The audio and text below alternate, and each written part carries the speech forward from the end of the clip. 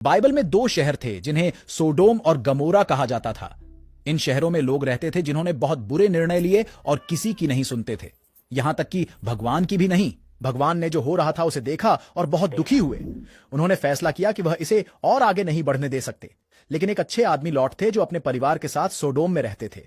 भगवान लॉट को नुकसान नहीं पहुंचाना चाहते थे, क्योंकि लॉट हमेशा सही करने की कोशिश करते थे।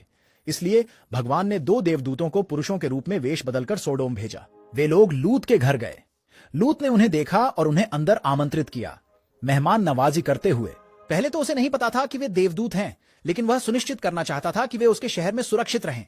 लेकिन सदोम के लोगों ने इन अजनबियों को देखा और उन्हें नुकसान पहुंचाना चाहा। वे लॉट के घर को घेर कर खड़े हो गए और लॉट से मांग की कि वह अजनबियों को बाहर भेजे। लॉट ने अपने मेहमानों की रक्षा करने की कोशिश की, जिससे पता चला कि वह एक अच्छा आदमी था। उसने उससे कहा, तुम्हें अपने परिवार के साथ इस शहर को छोड़ देना चाहिए, क्योंकि भगवान इसे इसकी बुराई के कारण नष्ट करने वाले हैं। स्वर्गदूतों ने लूत से कहा कि वह अपनी पत्नी और दो बेटियों को ले जाए और उन्हें चेतावनी दी कि जब वे जाएं तो पीछे मुड़कर न देखें। भगवान जमीन को सारी बुराई से मुक्त करने के लिए आकाश से आग और गंधक बरसाने वाले थे। तो लूत और उसका परिवार रात के बीच में भाग गया। उन्होंने जितनी तेज दौड़ सकते थे दौड़ा, सदोम और गमोराह के शहरों से दूर।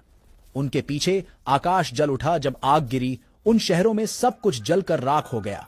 यह एक विशाल आग्नेय तूफान की तरह था जो सारी गलतियों को साफ कर रहा था। हालांकि लूत की पत्नी ने एक बड़ी गलती कर दी।